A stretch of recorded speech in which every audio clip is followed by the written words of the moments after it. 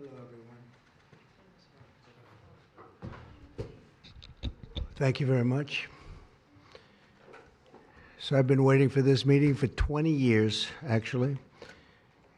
And it's not that everything's 100% understood or known, but I think we've made a lot of strides. Wish it was done a long time ago. Today, we're delighted to be joined by America's top medical and public health professionals as we announce historic steps to confront the crisis of autism. Horrible, horrible crisis. I want to thank the man who brought this issue to the forefront of American politics along with me. And we actually met in my office, is it like 20 years ago, Bobby? It's probably 20 years ago in New York. I was a developer, as you probably heard, and I always had very strong feelings about autism and how it happened and where it came from. And he and I don't know, the word got out, and I wouldn't say that people were very understanding of where we were, but it's turning out that we understood a lot more than a lot of people who studied it, we think. And I say we think because I don't think they were really letting the public know what they knew. Thanks as well to the director of the National Institute of Health, Dr. J. Bhattacharya, FDA Commissioner Dr. Marty Makary. These are great people. Administrator of the Centers for Medicine and Medicaid Services, Dr. Mehmet Oz, and Acting Assistant Secretary of HHS, Dr. Dorothy Fink. So thank you all. Thank you, Dorothy, very much. The meteoric rise in autism is among the most alarming public health developments in history. There's never been anything like this. Just a few decades ago, 1 in 10,000 children had autism. So that's not a long time. And I've always heard, they say a few, but I think it's a lot less time than that. It used to be 1 in 20,000, then 1 in 10,000. And I would say that's probably 18 years ago. And now it's 1 in 31, but in some areas it's much worse than that, if you can believe it, 1 in 31. And I gave numbers yesterday. For boys, it's 1 in 12. I was told that's in California where they have for some reason, a more severe problem. But whether it's 1 in 12 or 1 in 31, can you imagine? That's down from 1 in 20,000, then 1 in 10,000. And now we're at the level of 1 in 12 in some cases for boys. 1 in 31 overall. So since 2000, autism rates have surged by much more than 400%. Instead of attacking those who ask questions, everyone should be grateful for those who are trying to get the answers to this complex situation. And the first day all of these great doctors behind me were there, I told them this is what we have to find out. Because when you go from 20,000 to 10,000, and then you go to 12, there's something artificial. They're taking something. And by the way, I think I can say that there are certain groups of people that don't take vaccines and don't take any pills that have no autism. That have no autism. Does that tell you something? That's currently, is that a correct statement, by the way? There are some studies that suggest that, with the Amish, for example. The Amish, yeah, virtually. I heard none. See, Bobby wants to be very careful with what he says, and he should, but I'm not so careful with what I say. But you have certain groups. The Amish, as an example, they have essentially no autism. First, effective immediately, the FDA will be notifying physicians that the use of let's see how we say that. Acetaminophen. Is that okay? Which is basically commonly known as Tylenol during pregnancy, can be associated with a very increased risk of autism. So taking Tylenol is not good. All right, I'll say it. It's not good.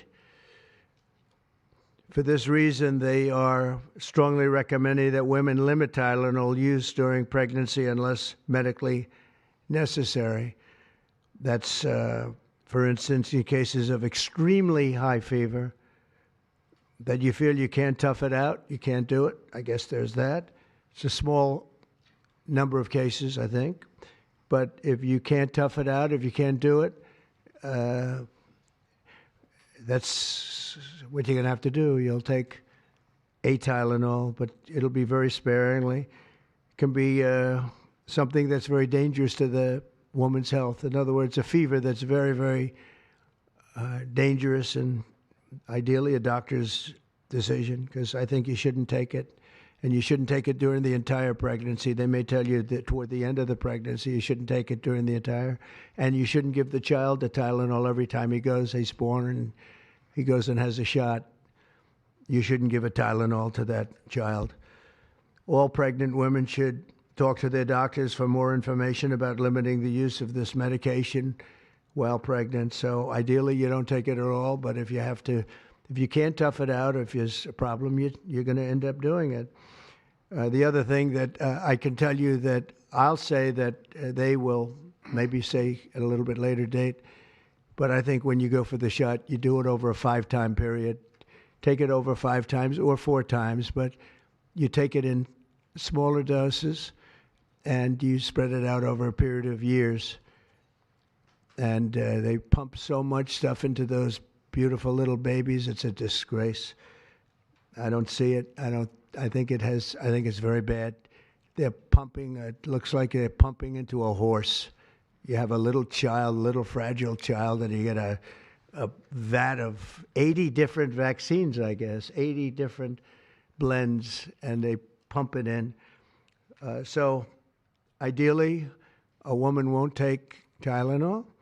And on the vaccines, it would be good instead of one visit where they pump the baby, load it up with stuff, you'll do it over a period of 4 times or 5 times. I've been so into this issue for so many years just because I couldn't understand how a thing like this could happen. And it's artificially induced. It's not like something that when you go from all of those, healthy babies to a point where I don't even know structurally if a country can afford it. And that's the least of the problems. To have families destroyed over this is just so terrible. I also, and we've already done this, we want no mercury in the vaccine. We want no aluminum in the vaccine. The MMR, I think, should be taken separately. This is based on what I feel, the mumps, measles, and all the 3 should be taken separately.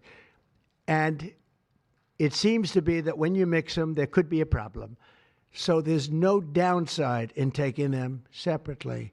In fact, they think it's better, so let it be separate. The chicken pox is already separate, because when that got mixed in, I guess they made it 4 for a while, it really was bad. So they make chicken pox. Individually, they're okay. When you mix them, something maybe happens.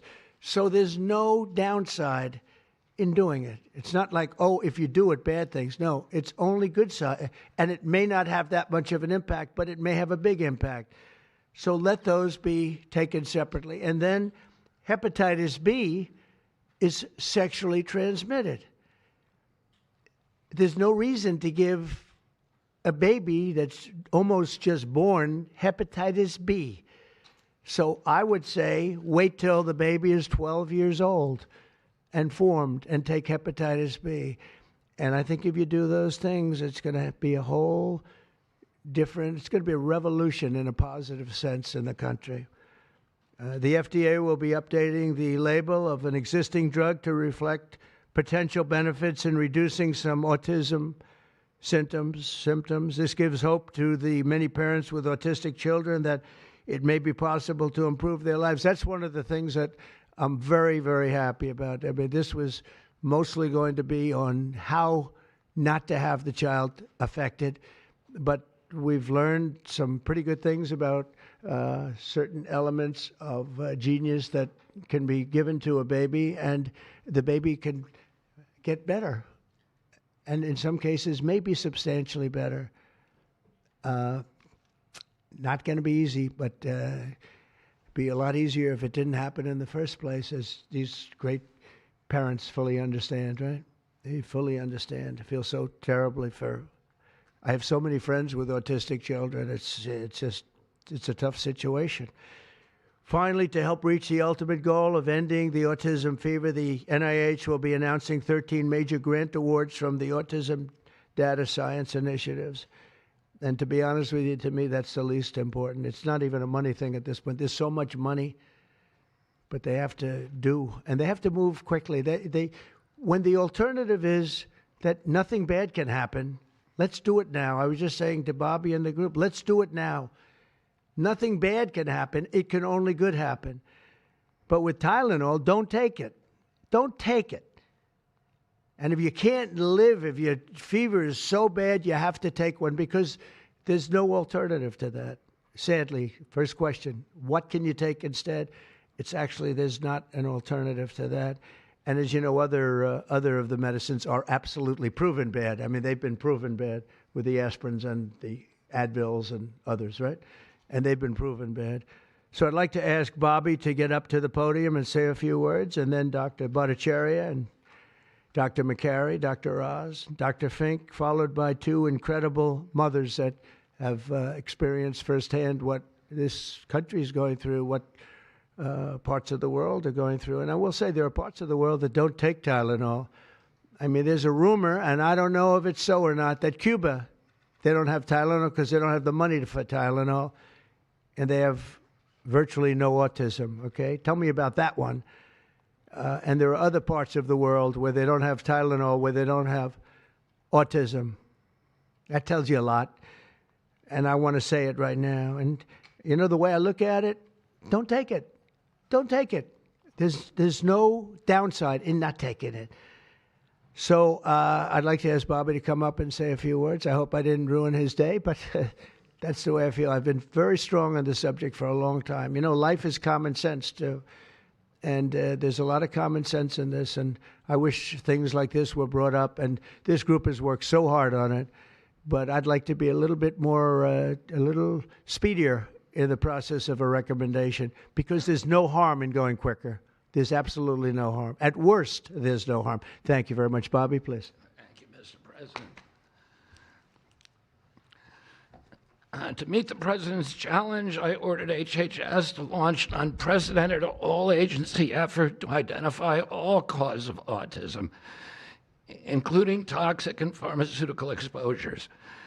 At President Trump's urging, NIH, FDA, CDC, and CMS are turning over every stone to identify the etiology of the autism epidemic and how patients and parents can prevent and reverse this alarming trend. We have broken down the traditional silos that have long separated these agencies, and we have fast-tracked research and guidance. Historically, NIH has focused almost solely on politically safe and entirely fruitless research about the genetic drivers of autism. And that would be like studying the genetic drivers of lung cancer without looking at cigarettes. And that's what NIH has been doing for 20 years.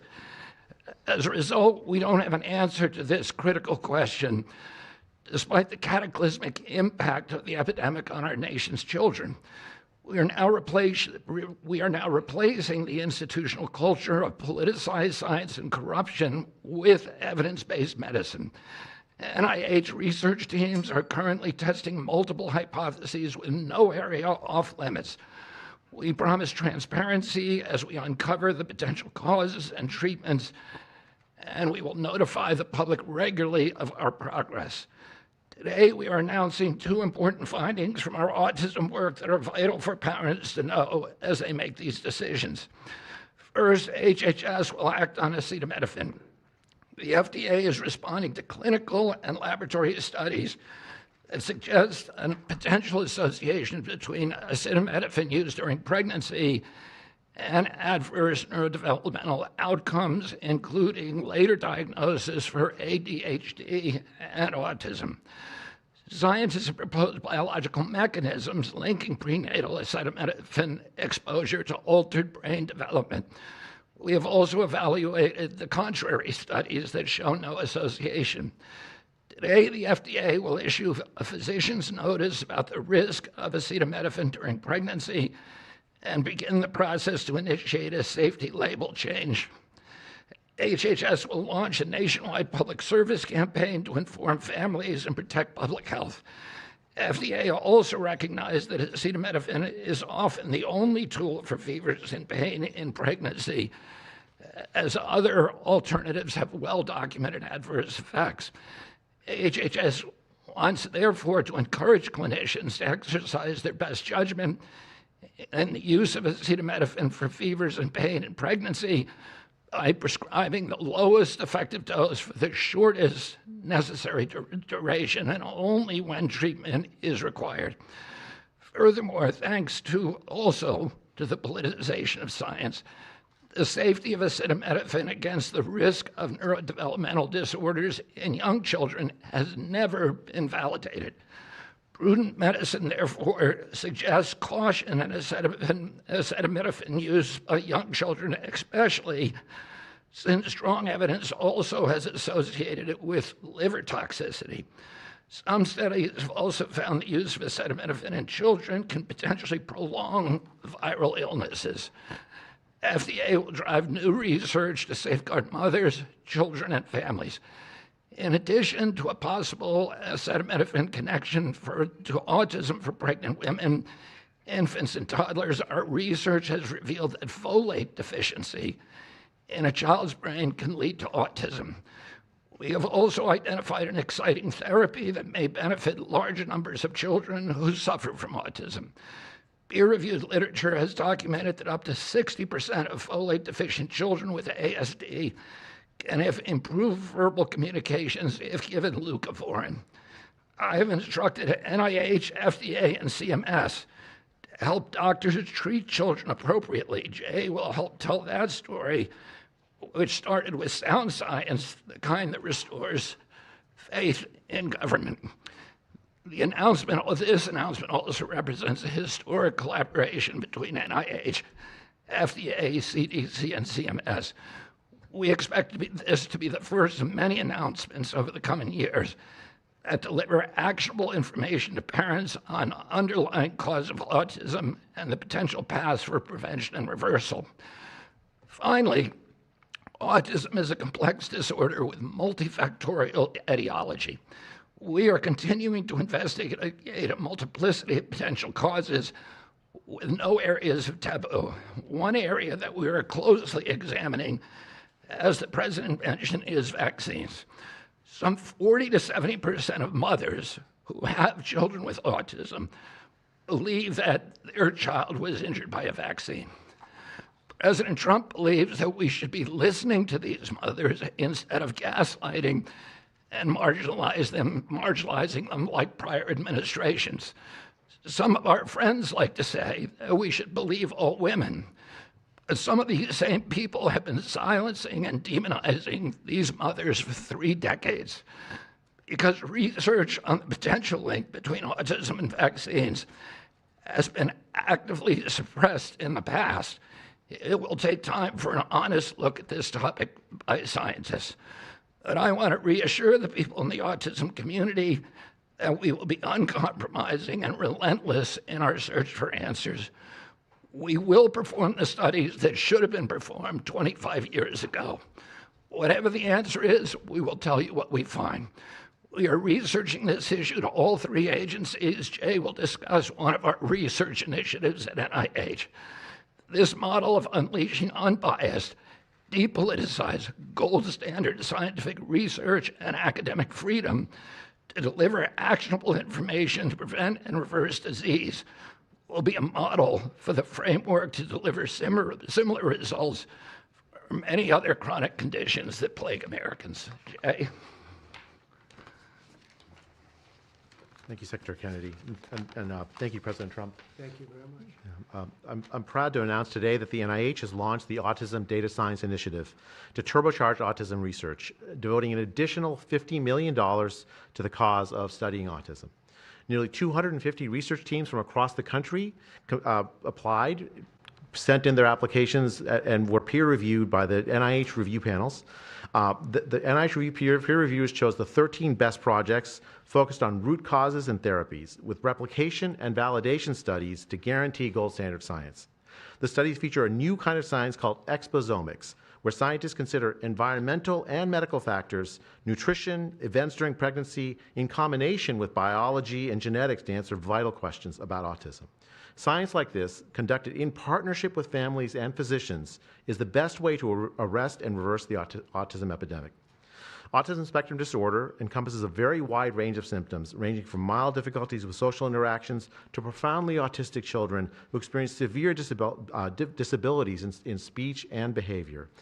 Given this wide range of symptoms across the spectrum, it seems certain that there will be a wide range of biological contributors to explaining the cause. The great thing about the new NIH initiative on autism is that scientists will use rigorous advanced methods in causal inference, machine learning, organoids, and other fresh approaches to the problem.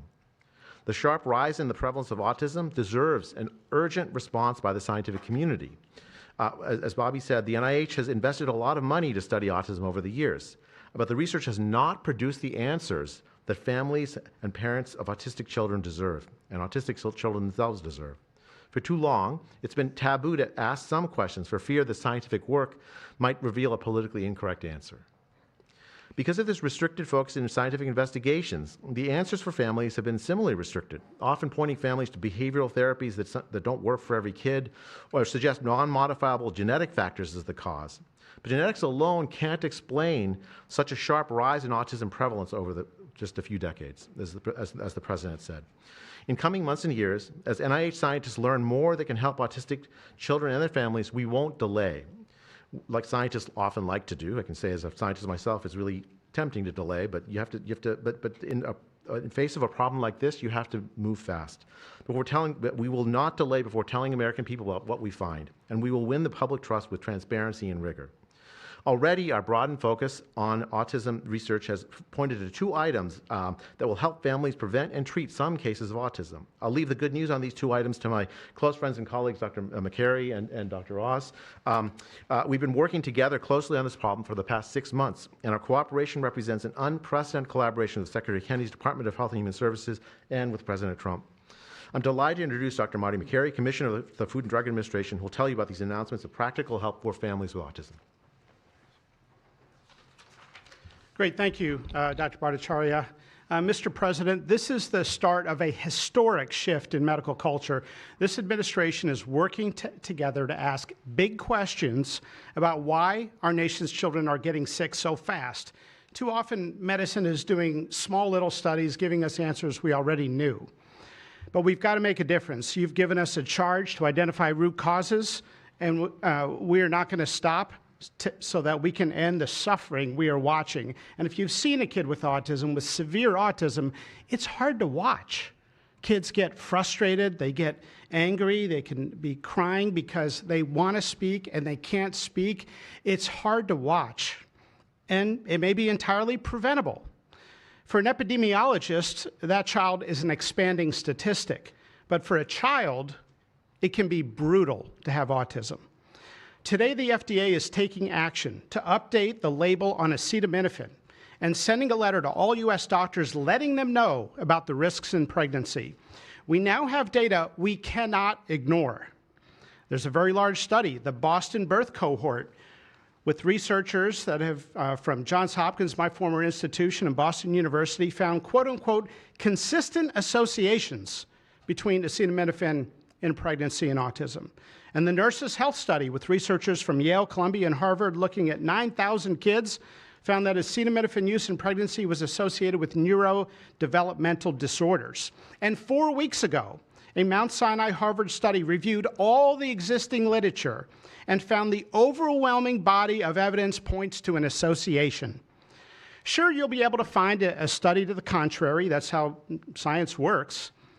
But to quote the dean of the Harvard School of Public Health, there is a causal relationship between prenatal acetaminophen use and neurodevelopmental disorders of ADHD and autism spectrum disorder. We cannot wait any longer.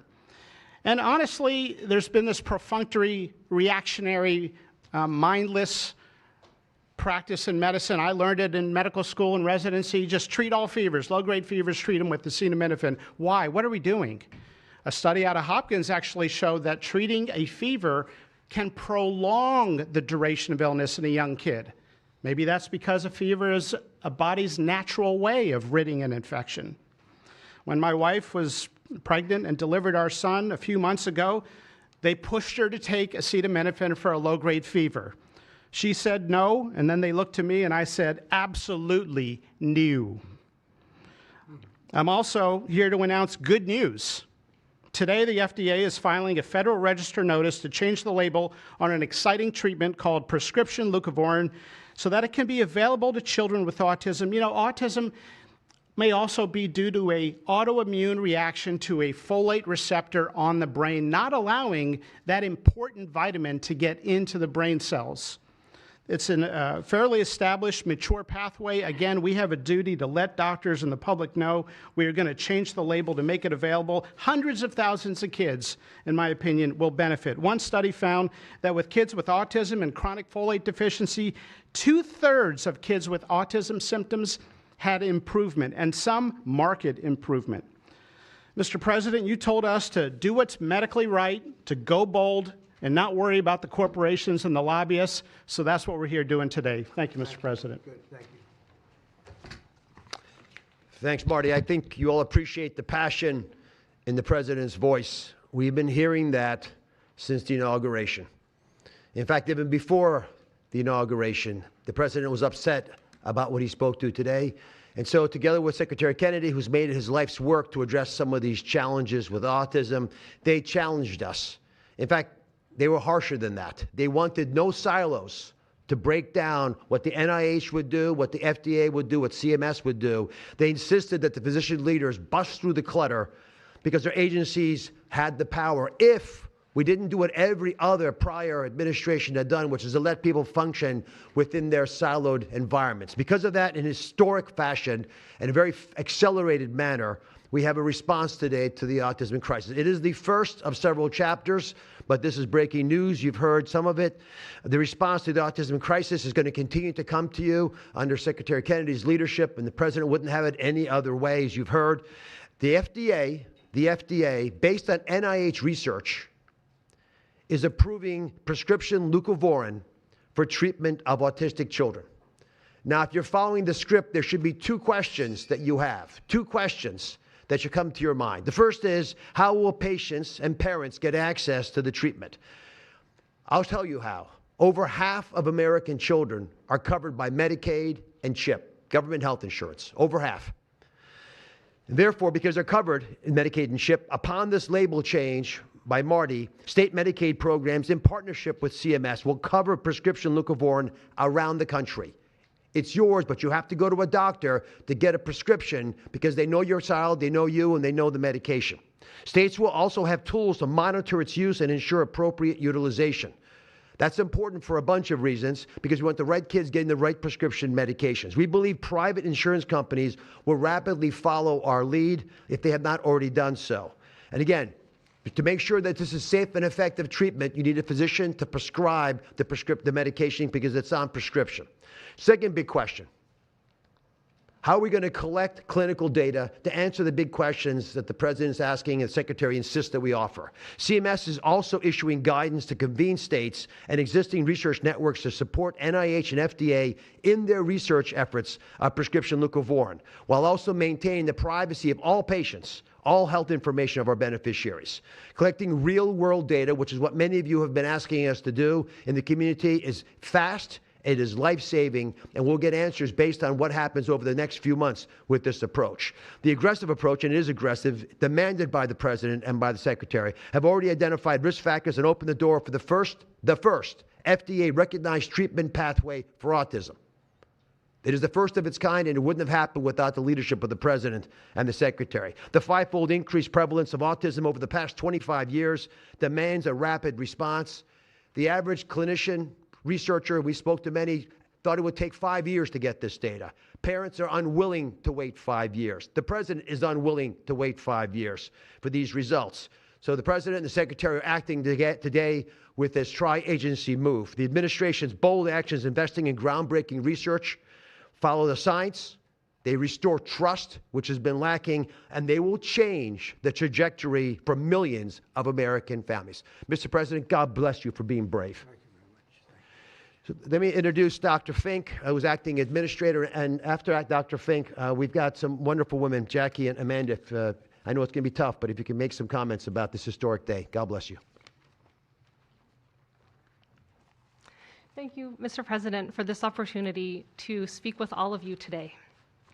As a pediatrician and mom, I'm here today to talk about what this announcement means for the millions of moms and dads who are faced with the choice of whether to take acetaminophen during pregnancy. It's hard to hear information that challenges the status quo. We are sharing this information not to confuse, but to empower parents to make the best choices when taking medications during pregnancy. We are all concerned about the rising rates of neurodevelopmental disorders, including autism. President Trump and Secretary Kennedy are dedicated to radical transparency so that patients have the best, most up-to-date information. We are also sharing this information with our nation's doctors, and we encourage you, as always, to consult with your doctor to make the best decision for you. All too often, it's easy to think that medicines we buy without a prescription pose little to no risk for the mom or the baby. As you heard today, pregnant women who need high fever or pain reduction during pregnancy should take the lowest effective dose of acetaminophen for the shortest possible duration. Most women will not meet these indications during their pregnancies. I am encouraged by these developments today because it is another example of our commitment to the American people to leave no stone unturned in improving the health of our nation's children. Next, I'm going to turn it over to some incredible mothers who are going to share more about their stories, and we're so grateful to have you here today.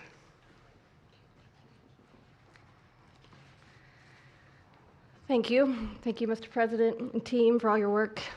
This is an historic day, and I'm thankful to be here. I have a son who's 5 who is profoundly autistic, and you've probably heard if you've met one autistic child, you've met one autistic child. It's a spectrum, which I don't think the spectrum is helpful, but that's another conversation. He is an amazing little boy, a blessing from God. He's marvelous. He can count to 1,000. He knows all of his letters and the sounds they make and a word for each one. But he also has a lot of obstacles. He is nonverbal. He can say those numbers and letters, but there's no communication. Unless you've lived with profound autism, you have no idea. You have no idea. He, like you said, he will get frustrated because he can't speak.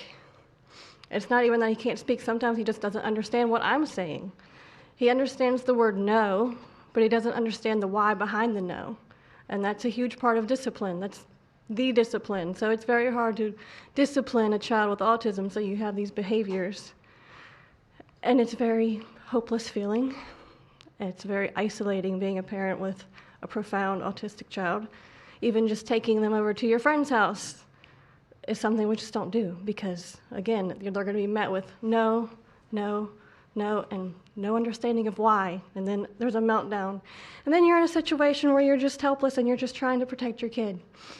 So it's just better not to do it. You learn your limits, and it's been really hard. This is amazing that we're here today. And no one has been able to point to anything to say this is what caused it, and you can't point to that and say it didn't cause it. I have no idea. I am completely open. I'm not blaming anything, but I'm open to the discussion and the fact that there's work being done to find answers. I'm very grateful. I was already excited to vote for Mr. Trump anyway, Mr. President, but when we got word of RFK doing his work, I was ecstatic. I could not wait for this work to be done, that somebody would try to find us some answers. I'm just very grateful. I pray for my son every day, and I hope that he can get the help that he needs. And just thank you. Thank you. Thank you very much. Thank you, Johnny. You take care of yourself. Thank you.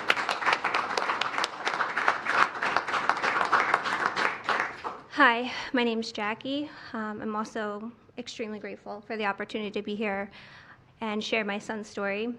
My son is Eddie. He's 11. He's on the opposite end of the spectrum from what Amanda just explained. He's considered high functioning. He was not always high functioning. He was nonverbal till the age 4. We've had quite a hard time to get to the place where we are today. I am just so grateful to President Trump and the entire administration for finally listening to moms who have been crying out for help, for answers for years. I've met so many other moms with children on the spectrum in the 9 years since my son's diagnosis, and they all have very similar stories, and they've all just wanted somebody to listen, to not ridicule them or look at them like they were the crazy people. It's hard when you don't have doctors that take the time to really listen and find out when the change happened and what change happened.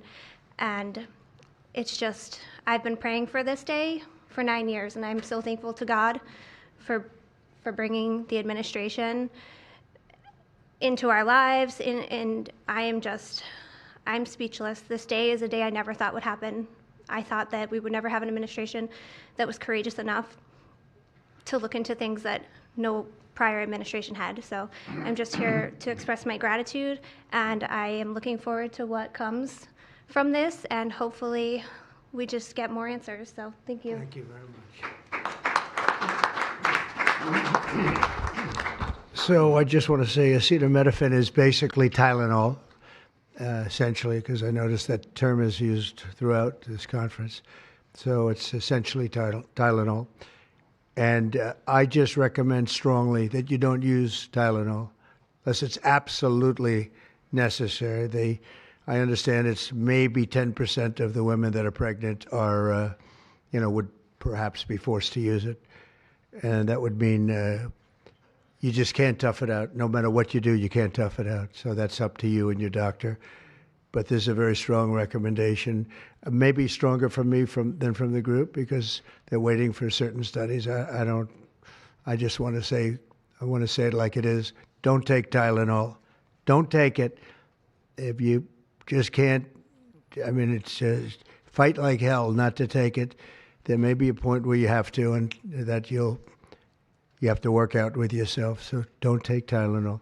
Other things that we recommend, or certainly I do anyway, is, and it's so important to me to see the doctor 4 times or 5 times for a vaccine. Don't let them pump your baby up with the largest pile of stuff you've ever seen in your life going into the delicate little body of a baby. Even if it's 2 years, 3 years, 4 years, you just break it up into, I would say 5, but let's say 4 visits to the doctor instead of 1. And certain things I think you should do. We've already taken out and are in the process of taking out mercury and aluminum now. You know what mercury is. You know what aluminum is. Who the hell wants that pumped into a body? And there were rumors about both of them for a long time. But we're having them taken out. We're having them taken out of the vaccines. Hepatitis B, again, that's sexually transmitted, and we think you should wait. I think you should wait till 12. I'm making these statements from me. I'm not making them from these doctors, because when they talk about, different results, different studies, I talk about a lot of common sense, and they have that too. They have that too, a lot. But I recommend the hepatitis B. Take it at 12. Sexually transmitted. You don't have to give it to the baby when the baby's 2 years old. And there are a lot of theories on that, but not when they're 12. Doesn't seem to be a problem at all.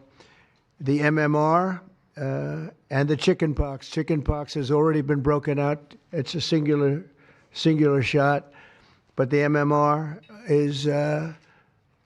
is not. And I've heard for years that there's a problem with it. But they say that there's no problem if you do each shot separately, not put together. So an MMR, go out and do it separately. Don't take Tylenol. Don't give Tylenol to the baby after the baby's born. Every time the baby gets a shot, the baby gets a shot. They say, here, take a cup of Tylenol. I've heard that for years. Take Tylenol. Don't take Tylenol. Don't have your baby take Tylenol. Now, Tylenol is fine for people that aren't pregnant, that aren't in the situation that we're talking about. One very specific situation. If you're pregnant, don't take Tylenol. When you have your baby, don't give your baby Tylenol at all, unless it's absolutely necessary. Don't do it. Break up your visits to the doctors. Break them up. Do it in 5 if you can. Now, it's inconvenient. It's inconvenient. Oh, you got to have to go back another year later. You're going to go back each year for 4 years, 5 years, 3 years. Just break it up. Break it up, because it's too much liquid. Too many different things are going into that baby at too big a number. The size of this thing, when you look at it, it's like 80 different vaccines and beyond vaccines, and 80. Then you give that to a little kid. I mean, I can tell you that I had a woman who worked for me, a beautiful, wonderful woman, worked in Trump Tower, and she had the most perfect child. Beautiful, just perfect. And I remember this little blonde-haired boy running around the lobby of Trump Tower, so healthy and so vibrant. And I said, that's great. And one day I came in and she was crying her eyes out behind the counter. She worked at the front desk. She was crying her eyes out. I've never, as much as I've ever seen anyone distraught, she was. I said, are you okay? What happened?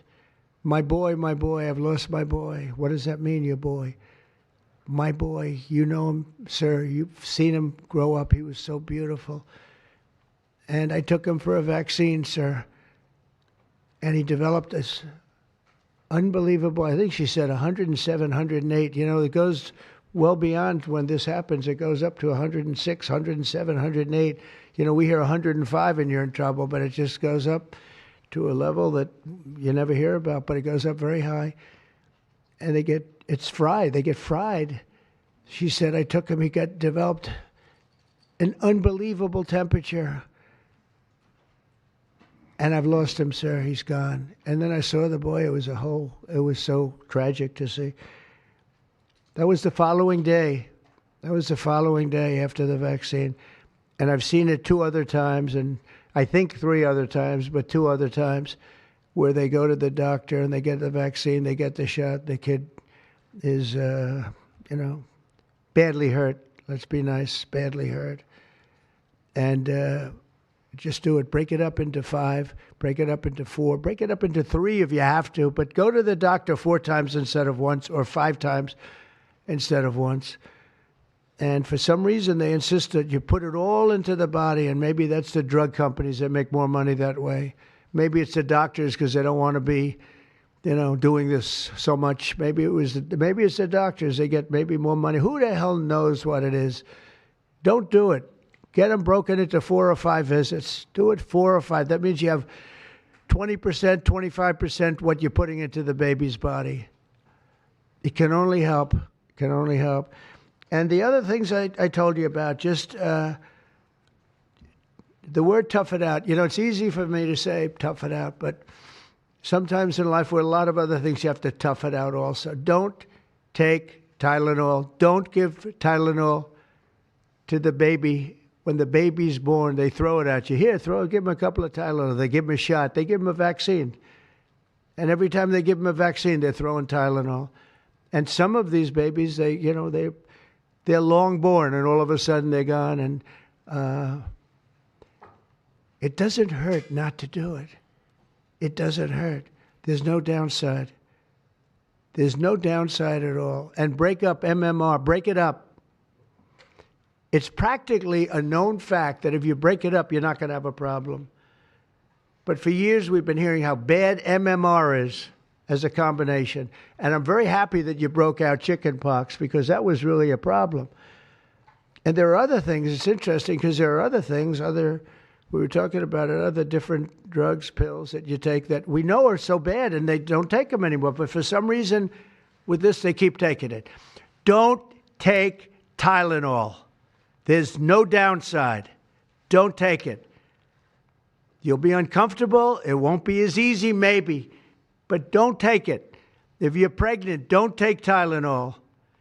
And don't give it to the baby after the baby is born. And you know, we have more than 3 years left. And I told Bobby and the doctors behind me, and they are so committed to this, I told them that this is the number one thing I want to do from you. And you know, we have something else called Favored Nations, where I'm going to be reducing drug prices by 1,000%. By 900, 600, 500, 1,200. We're going to be reducing drug prices at levels never seen. It's called Favored Nations. We're going to be paying what right now, we're like the garbage can for the rest of the world, and we have been for forever. We pay much higher for drugs than the rest of the world. We subsidize the rest of the world. We're not doing that anymore. And that's a big thing. That's a big thing. That's bigger than anything. I told the story the other night that I was so proud of my first term that for the final year, drug prices went down 0.25%, and I was so proud. I said, why? I'm the first one to do it. I think it was 28 years, they said, where drug prices went down from the beginning of the term to the end. And I was so proud. I called a news conference. I said, you know, drug prices have gone down. First time it's happened in 28 years. You know what it was? 0.25%. I was so proud. Now we're going to have them go down from $100 a pill to $9 a pill, from $1,300 for a shot of like an Ozempic or the fat, I call it the fat pill or the fat drug. Sometimes it works, I guess, for people. The ones I've seen, it hasn't worked so well. I got a lot of friends, they're fat.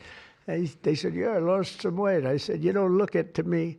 But they paid $1,300, $1,200, and they go to London and they pay $88. And they call me, they go, what's this all about?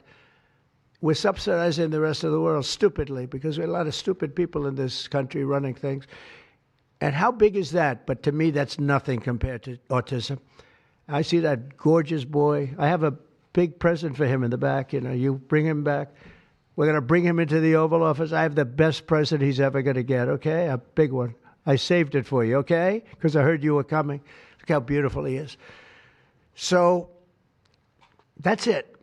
There's nothing much to say. Don't take Tylenol if you're pregnant, and don't give Tylenol to your child when he's born or she's born. Don't give it. Just don't give it.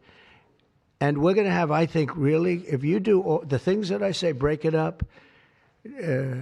Just break it up. Break up the shots with the doctor. MMRs, as I told you, separate, separate, separate.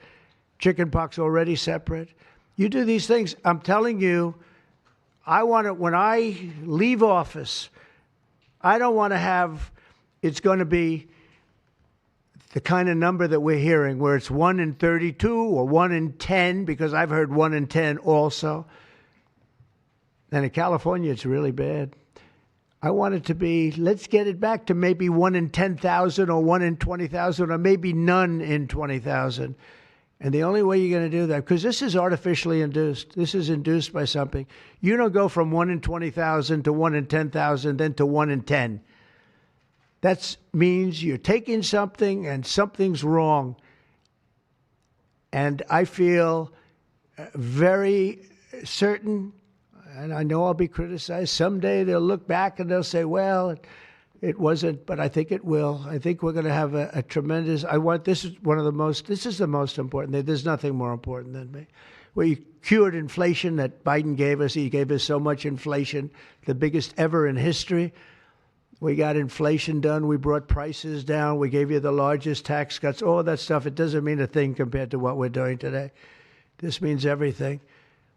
So we're going to save a lot of children from a tough life, really tough life. We're going to save a lot of parents from a tough life. Okay, how about a few questions? Let's just make it on this subject. This is so beyond as a subject that I'd rather not talk about, some nonsense on the economy. And I will say this, The economy is unbelievable. The stock market just hit another record high and all that stuff.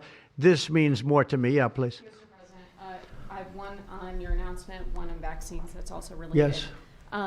Why do you think we haven't heard more previously about the tie to autism and acetaminophen? Nobody knows. I don't know. Not only that, when you say it, you get attacked.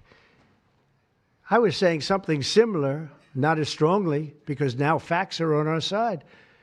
But I was saying it with Bobby 20 years ago, and I was attacked. I said, whoa, what was that all about? I had no idea.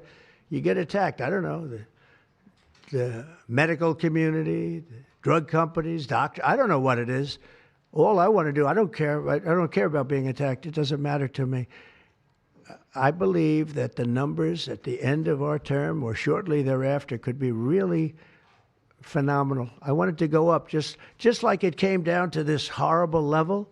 1 in 10, 1 in 12. I was told 1 in 10. I was told 1 in 12. Today I heard 1 in 31 if you add the girls and the boys together. It's crazy. And it was 1 in 10,000 and 1 in 20,000. It's not even sustainable for a country. You want to know the truth. And there are other places that don't have it. And they have things in common. And that's called medical research. Yeah, please. Mr. President, I'm curious as you look at the trend lines, Yeah. how much of this is the causation of acetaminophen and how much is sort of better diagnosis, doctors, researchers having a better understanding of what is on the autism spectrum? Do you want to do that? Sure, go ahead, Rob. That's one of the canards that has been promoted by the industry for many years, that it's changed diagnostic criteria, better recognition. But there's been study after study done of that completely debunks that. One of them by the Mind Institute at UC Davis, University of California. But also it's just common sense, because you're only seeing this in people who are under 50 years of age. If it were better recognition or diagnosis, you'd see it in 70-year-old men. I've never seen this happening in people my age. I've never seen a case of full-blown autism, and that means profound autism. I want to be very careful. Head banging, stimming, toe walking, nonverbal, non-toilet trained. I've never in my life seen a 70-year-old man who looks like that. You're only seeing it in the kids. It's an epidemic. Thank you, Mr. President. I was hoping that you could clear up confusion for moms and dads across America, many of whom voted for you. There's a statement that was put out by the American College of Obstetricians and Gynecologists, and in their statement, they write, acetaminophen remains a safe, trusted option for pain relief during pregnancy, and that's at odds with what you said and with what many of the experts say. How do you clear up this confusion? That's the establishment. They're funded by lots of different groups. And you know what? Maybe they're right. I don't think they are, because I don't think the facts bear it out at all. They're fighting for something that, in my opinion, they shouldn't be fighting for. But here's the thing. There's no downside to doing, other than a mother will have to, as I say, tough it out a little bit. There's no downside to doing this. It's not like, oh, if you do this, you're going to die. There's no downside. There's no downside to going over a 4-year or a 5-year period or a 3-year period, or even if you space them out for 6 months, you space it out. There's no downside. And that's why I will say the gentleman behind me, they have very strong views, and they feel that we're right, but they'll have more research done over the next 2 months. I said, well, 2 months is a long time. A lot of people could be saved, and there's no downside to doing it. Everything I said, there's no downside to doing it. It can only be good. And I think you're going to see very good results. That's establishment stuff, and we've been reading that about a lot of things for years. And you know what's happened? We've gone from 1 in 20,000 to 1 in 10,000 to 1 in 32 to 1 in 10. Think of it. 1 in 10 or 12 or 1 in 31. Think of it. 1 in 31 people, young kids, get autism. What is it, Jeff? My question is about leucovorin. You mentioned that as part of your plan. That is also a chemotherapy treatment. Have you been in touch with the drug companies to Why don't increase I have the production doctor about answer that? that? And just, I'm going to throw in my follow-up at the same time. Dr. Oz mentioned that this will be available with CHIP, children who are on CHIP. But the big beautiful bill reduced funding for CHIP and Medicaid by $1 trillion over the next 10 years. Are you concerned that that will impact your ability to get this drug out? I'll explain it to you in a second, but please go ahead. Thank you. Thank you. Leucovorin is not a chemotherapy, but it is a vitamin given with chemotherapy sometimes. And the idea here is that the folic acid receptor in the brain is blocked by some antibody response. It might be 20, 40, 50% of kids with autism. And leucovorin will bypass that blocked receptor. And that's why so many doctors are probably seeing so much clinical improvement on kids with leucovorin. So are you going to increase production? Yeah, we've been in touch with the companies, and they are prepared to ramp up production, and we actually talked to them about a month ago. And on your second part of your nasty question, the number is that the great big beautiful bill, which is the greatest, I think one of the best things ever passed in the history, with the tax cuts and regulation cuts and all of the things it does, no tax on tips, no tax on Social Security, no tax on overtime, all of it does. It also gives $200 million, as just explained by Dr. Oz, and I'd like you to explain that to exactly what you're saying. The Big Beautiful Bill actually increases Medicaid spending projected over the next 10 years by $200 billion. There's also a $50 billion Rural Health Transformation Fund, which will allow a lot of these programs to get in the rural parts of the country that the President and Congress are handing to governors to start distributing. Those grants have already gone out. The money will be allocated by the end of this calendar year.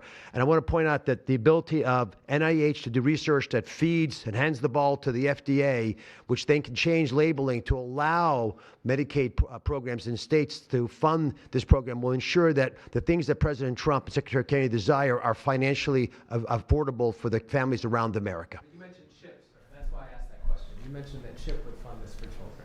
Well, most of the kids are on Medicaid, probably 43% on Medicaid, another 8-10% on CHIP, and all the programs in general are being evaluated. Most of what the One Big Beautiful Bill was seeking to do was to remove fraud, waste, and abuse.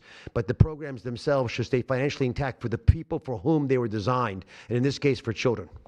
And the only thing we cut, so that's $200 billion positive. The only thing we cut was for fraud, waste, and abuse, of which there was a lot in this country, and nobody minds that. Yeah, please. Mr. President, you said that there is no reason to give newborn babies hepatitis B vaccines. But hepatitis B can be contracted not just through sexually transmitted diseases. It can come from needles to open wounds. So when you say you feel, is that appropriate to be telling? I think it's absolutely appropriate. I think they should wait till they're 12 years old. Yes, please. Mr. President, thank you all for being here. You've been talking about reducing autism by spacing out vaccines. Would you like other combined vaccines babies receive to be spaced out, like MMRV? What is this again? You've been talking. Speak up, please. Sir. You've been talking about reducing autism by spacing out vaccines. Right. Correct. Would you like the other combined vaccines babies receive to be spaced out, like MMRV?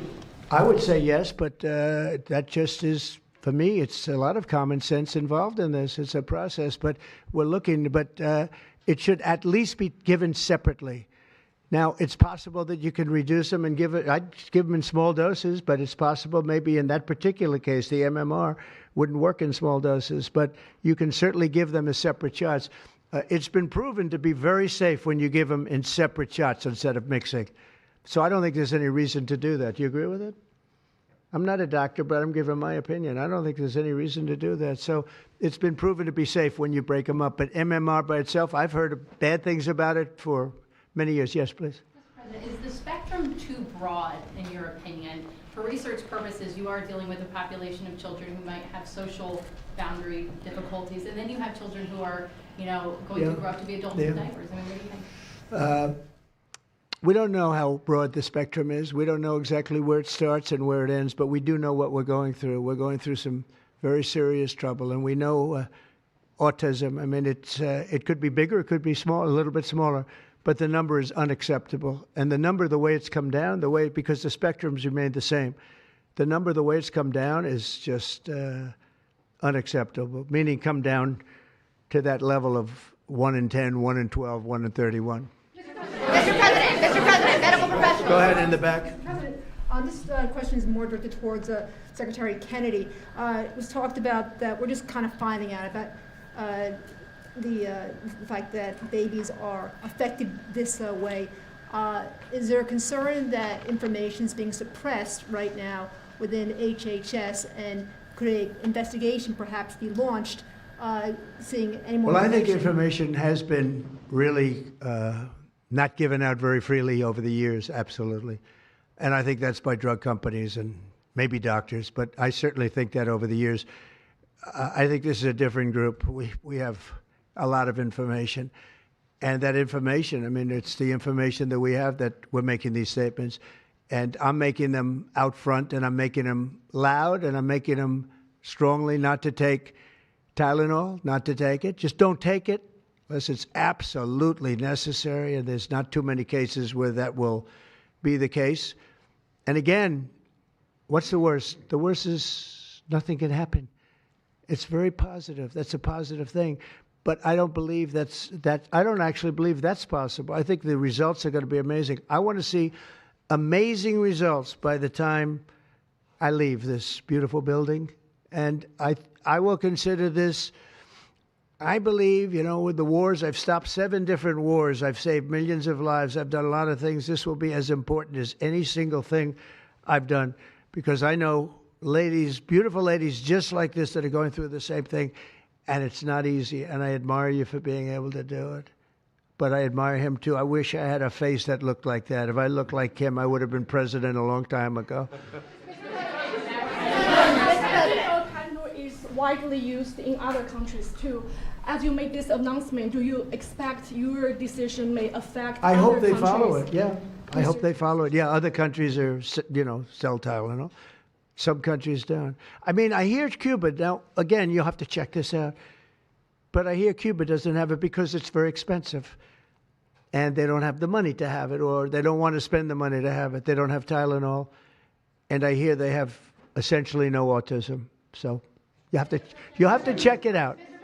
Yeah, Brian. Medical professionals have warned for decades. I said, no, not you. You're CNN. You're fake news. Go ahead, Brian. Thank you, Mr. President. I want to go back to the Amish community, if I can, just for a second. I recently saw a man from Minnesota, an Amish man from Minnesota, on a podcast, and the host asked him what the rates were for like ADHD and autism, and he had no idea about ADHD, didn't know that it existed, and certainly didn't know of any cases.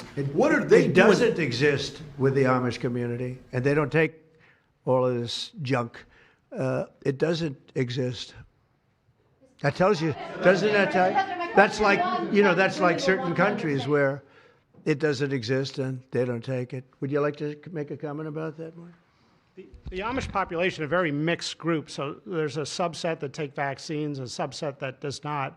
And we know they have very low rates of chronic disease all across the board.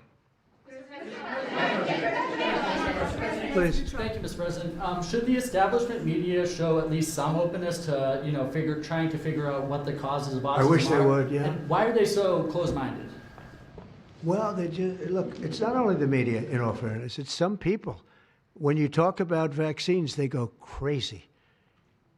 And, I'm a big supporter of vaccines. I got a certain vaccine approved in 9 months that would have taken from 5 to 12 years. I'm very proud of it. A lot of people think it was one of the greatest things I've done, and some people think, mostly Republicans, actually. I'll tell you, the Democrats think it was, they think Operation Warp Speed was one of the greatest things any president has done, any president. It's, we're very proud of what happened. We got hit with something that came from a place that shouldn't have happened, but it did happen. Those things take place, and you're very unpleasantly surprised. But no, I'm a big believer in vaccines. The polio vaccine, big believer in vaccines. I know Bobby and you guys have it out a little bit, but he's a believer in vaccines too. But I've seen how great vaccines can be, how incredible they can be. So I'm a believer. Yeah. Sir. Yeah, please. Your comments made about MMR and hepatitis B, and you said those were your suggestions, but have you spoken with Secretary Kennedy about actually making those changes? I have, yeah, I have. I've spoken to all the doctors about it, and doctors that are not here right now. I've spoken to many doctors about everything we're talking about. And, you know, the Tylenol has started to be spoken of over the last period of time, but we've been doing the research. A lot of what they've been speaking about comes from right here by research done by these people. And I just say it again, don't take Tylenol. Don't take it. And don't give it to your child after your child is born. And do all those other things, little things, just spread out your visits, et cetera, on the vaccine. And I want to thank everybody. This is a very important day. Thank you very much.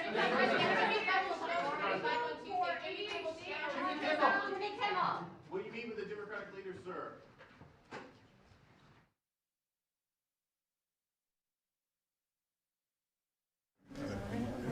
He's not going to answer my